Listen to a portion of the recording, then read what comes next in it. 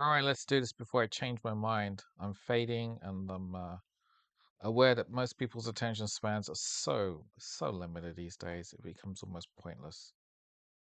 Well, let's do it anyway. So let's start off with the S&P, which, as I kind of expected, I called it yesterday.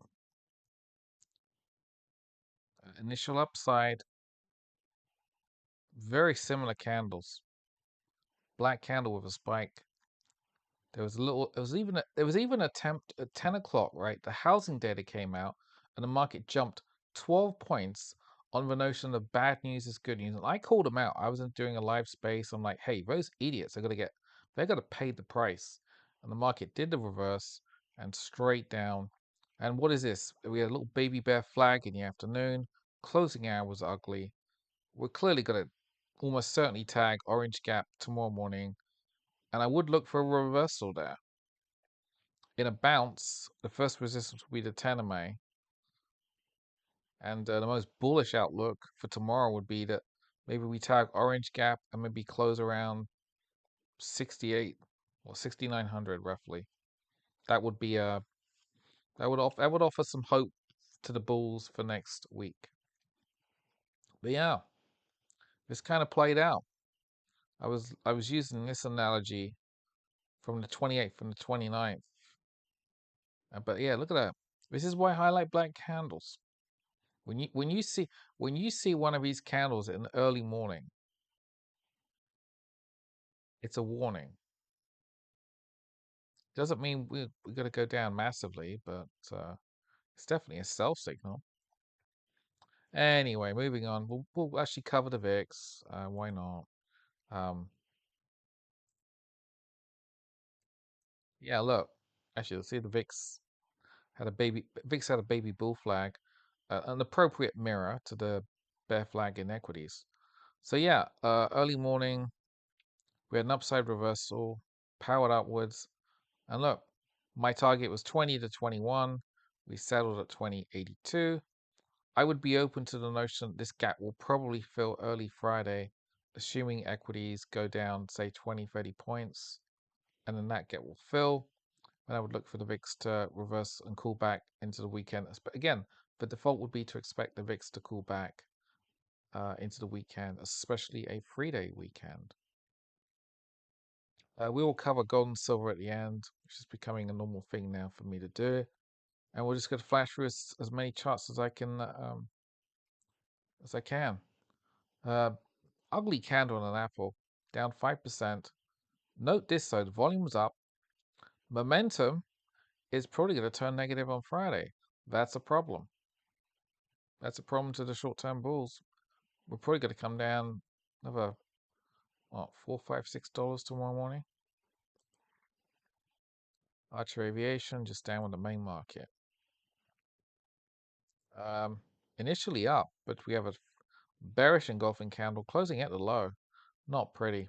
Short-term bearish. American Eagle. Positive gain, but you can clearly see we were restrained at the 50-day by the main market.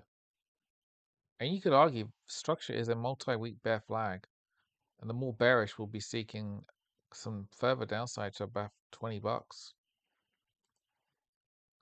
First Majestic Silver, black candle, played out.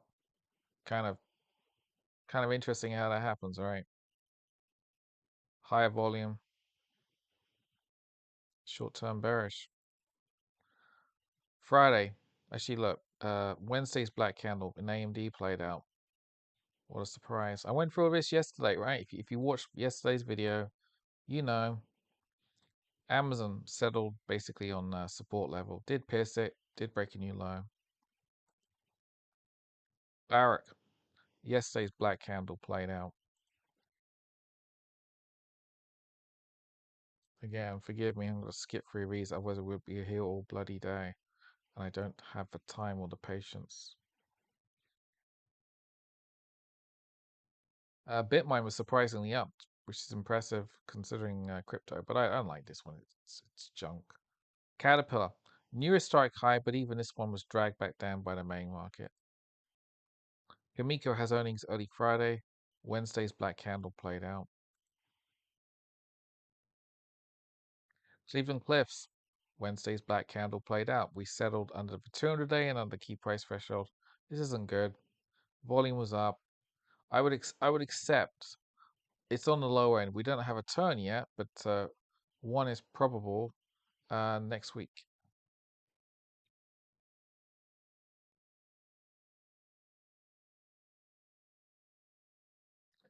Coinbase settled down almost 8%. New cycle low, 141. Earnings in after hours were they weren't great. The problem is that crypto trading drops when crypto drops, which is very bizarre, right? But the crypto lunatics, they don't want to buy crypto when it's going down. They only buy it when it's going up. It's just stupid. The earnings were okay. The stock has been swinging around. It was down $5 and it's up $5 last time I looked.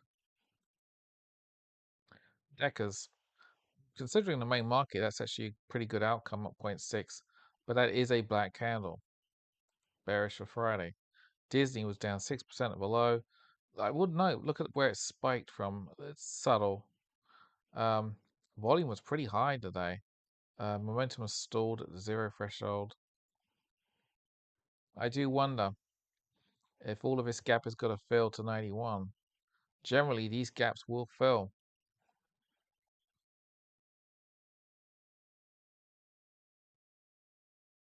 Don't care about that. Endeavor Silver, black candle played out down 11%. Ford, who the hell was buying this today? 1% up? I mean, seriously? Earnings were not good recently. This is stupid. This shouldn't be up at all.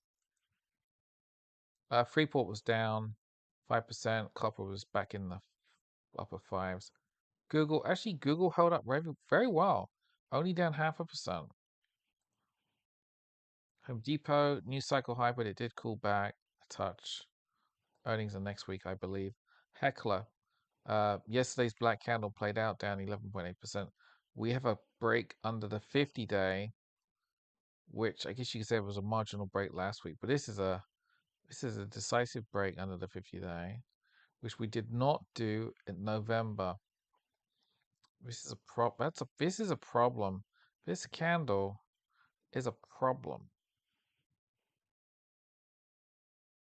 Also, volume was a little bit higher today.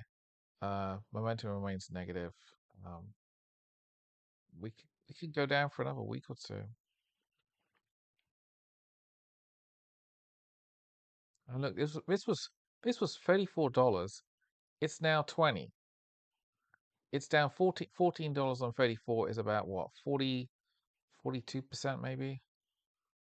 It's a hell of a drop. And all of this, you could argue this is a multi-week bear flag. You could draw a flag there, and in theory, you would extrapolate another wave down to maybe 13, $14. Maybe 15. If you're more conservative, you'd say maybe $15, which is still another 25% down. That would spook a lot of people. I mean, look, it's a good company. I like it for the midterm, still, to be quite clear. Intel down for almost 4%, main market pressure. Joby down 2.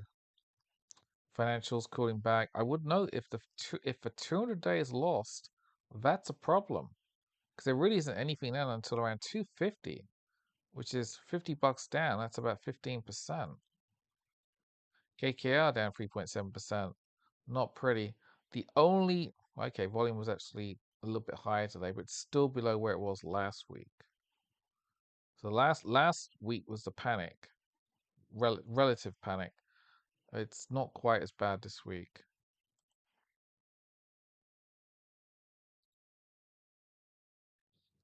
Another rough day for LEU. It was down it was down a lot yesterday. It's down over 11 today. Again, note the fact that we lost for 200-day. What's the support? 120. Well, that's $65 down.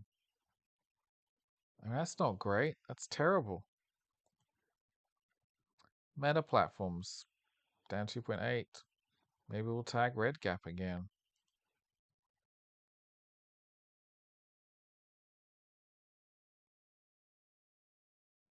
Micron. So look, Micron was up 0.9. It was up a few percent earlier. Um, Yeah, black candle, bearish for Friday. Netflix down 4.7%, 75s. It's approaching core support of 70. RSI 23, we are oversold. Although we've been mostly oversold for, you know, 5 weeks or so. Nike down 2% with the main market. Natural target is red gap 58s, 57s. Nvidia, yesterday's black candle played out. Today's candle is actually bearish engulfing, bearish for Friday. But again, broadly, it's just chop. Earnings are actually out on the 20, oh, I forget, maybe it's the 26th or whatever. But earnings are out before the end of the month. I thought they were out in March, but no. Nvidia earnings appear to be out not next week, but the following week, last week of Feb.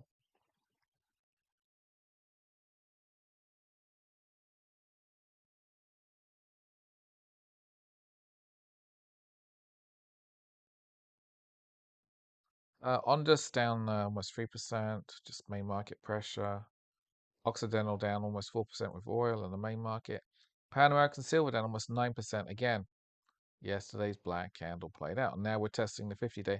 I will say this stock does often break the 50-day. It did it across October and November before flooring. But anyway, yeah, another black candle. Palantir down 4.8%, 129s. We're approaching big support, 125. PayPal. Oh, look at that. We even took out last week's low, down 3.4%. QuantumScape down 11% on disappointing earnings. They were mediocre. I like the company in the long term. Redcat 6%. Transocean new short-term high. Impressive. Rocket Lab down 5. SMR 10. I mean, look at this. 10%. I mean, look, actually, we did print 1397. So we did break a penny under the January opening low. Actually, that's a New Year's Eve low, I think. That's amazing considering we were 57 in October. 57. 57 is like 300% up. Target. Another attempt to break above threshold. Bearish engulfing candle. It's a stall. Tesla. I think yesterday's candle was black. No, it wasn't. Close, but today's candle was bearish engulfing. Ooh, look at that. Take two down 6.6%. Ugly. Go woke, go broke. I don't think Grand Theft Auto 6 is going to be any good. United Airlines down 4%. United Health up 2%, kind of catching a defensive bid. UPS, new cycle high, did settle down 1.6%. Bearish engulfing candle, a bearish for Friday. Exxon down 3%. Short-term bearish. Volume was up.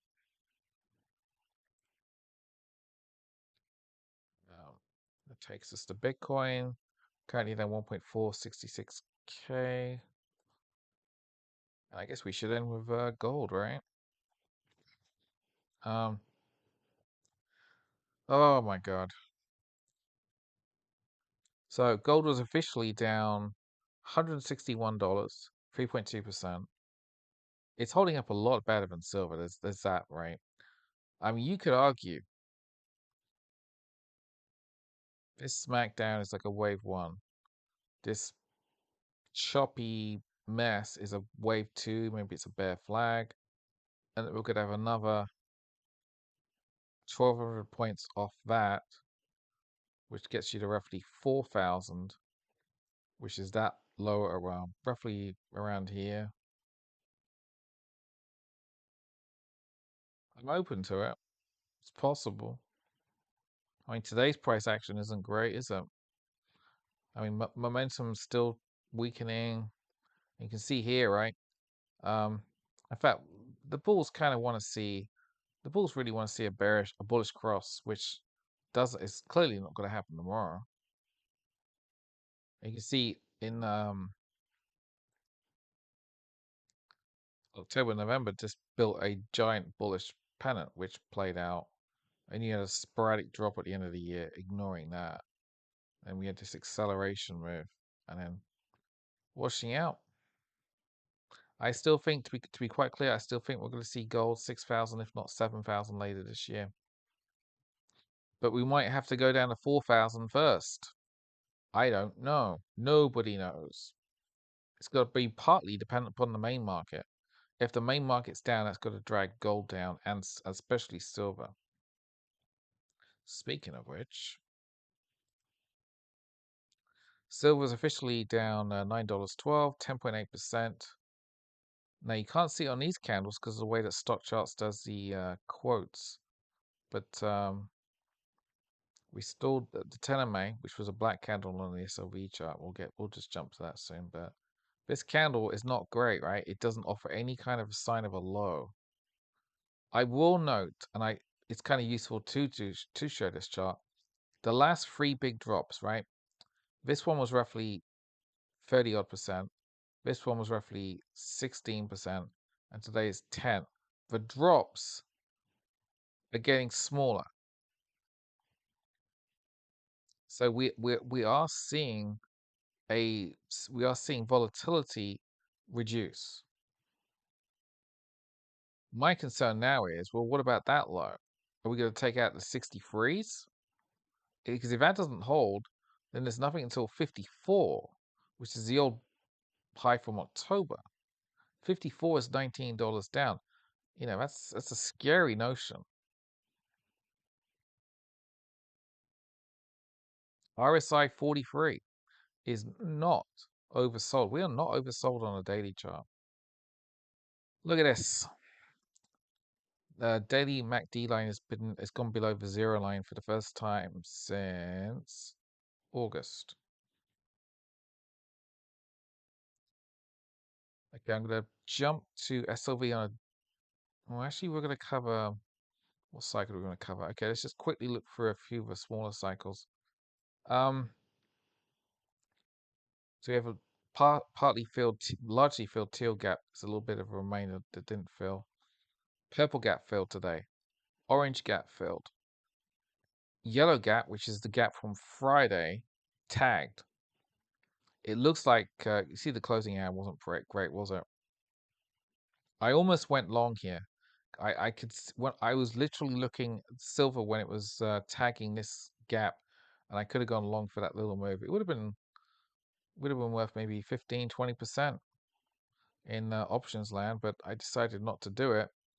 And then we took out a new low into the close, and it looks like this gap is going to be filled. I tell you, if I would be concerned tomorrow if we take out the 65 low, and that's only what $2.70. Actually, if we take out let's say 65.50. That's $2.20. That's 3%. Yeah, we only need to drop another 3% to take out that low, and that would be a problem. Then we would have a lower low and a lower high. See, there's our lower high relative to that one. That's not good, is it? And look at this black candle. Actually, start there. Look at this. This is amazing. Black candle, smash. Black candle at resistance, smash. Black candle yesterday morning. Who sold here? I sold there. Right there. I sold that and I avoided all of this goddamn horror. And now it's like, okay, do we break a new low? I don't know. I do think the market's going to open red tomorrow, and you think, hell, it won't take much to get silver down to 65. I'm a little bit twitchy about that because you think, in terms of like short-term momentum, right? We've been kind of clawing up across the last 2 weeks, and we only turned bearish today, like this morning. You could argue we're going to go down all the way across next week, possibly. Of course, if that's the case, the S&P could be somewhere close to 6,500. which would spook a fair number of people. Anyway, let's just jump to the SLV on a daily chart. Um, volume was up a little bit. Momentum still negative. And yeah, this can actually, you see on the SLV chart, you can see the black candles on here much better than you can on commodity silver. Two black candles, bam. Black candle yesterday, smashed down today. So I called this. Anytime I see a black candle, especially when we after silver's broke, these are sell signals. So by paying attention to the candle, I avoided this havoc. I mean, it's a horrible drop for SLV, 11.5%. If you where's the support? 65s, and under that, I guess you got a Bollinger at 59, and under that, you have the 49s, which is the high from October, and of course you have the $50 threshold itself. But I mean, yeah, this is my concern. My concern is that somehow we're going to get down to here.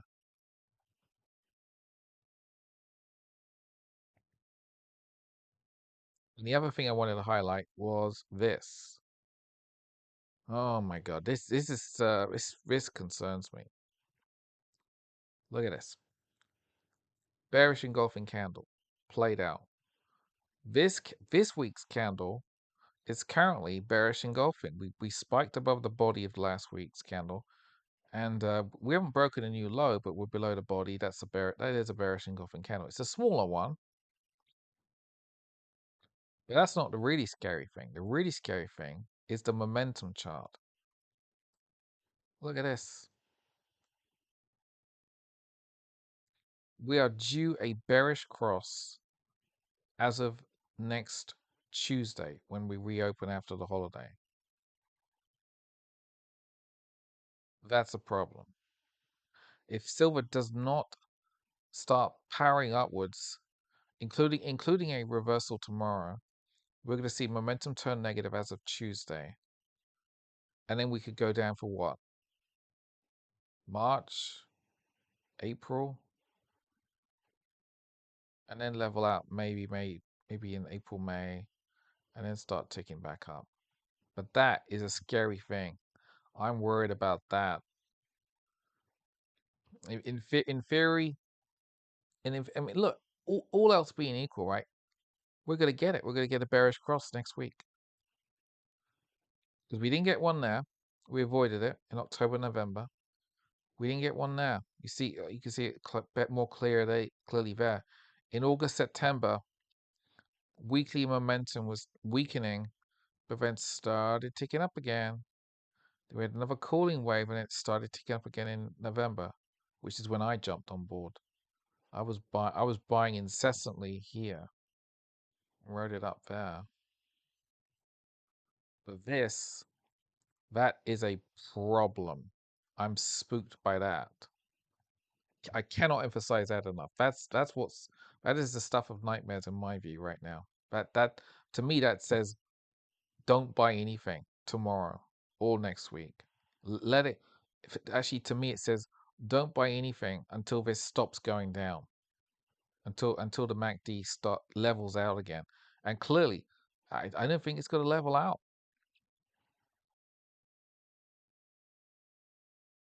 I mean, did it there? I will say I was surprised when it did start ticking back up in November.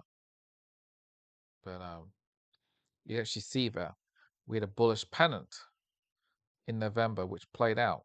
And I was chasing right there. I'm like, okay, bullish pennant, chase it. So I did. But this is not good.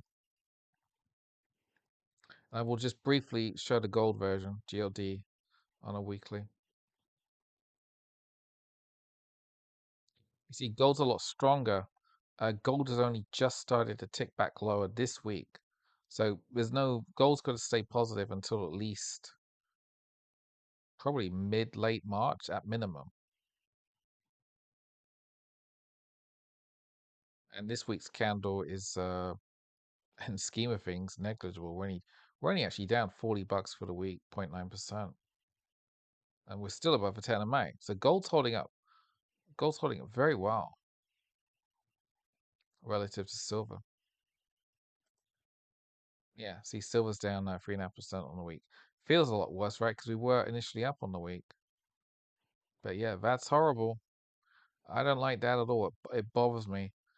I mean, you can still do like really short day trades, maybe. It's something I'm thinking about, but um, trying to do intraday day trades when momentum is turning bearish on a weekly chart is not such a great thing, especially if we're going to come down to here, which is my concern. I was worried last week, and you know, I'm I'm concerned about this. We need to, the cautious are going to just wait until we stop going down, which might not be until around 49 in SLV. Anyway, I'm kind of repeating myself, but suffice to say, tomorrow will be interesting. I don't know what I'm going to do. All I know is I managed to avoid today's carnage, which is a relief. And I need a good movie to clear my head of this madness. I wish you a good evening and a good Friday the 13th. It's going to be an interesting day. Be good.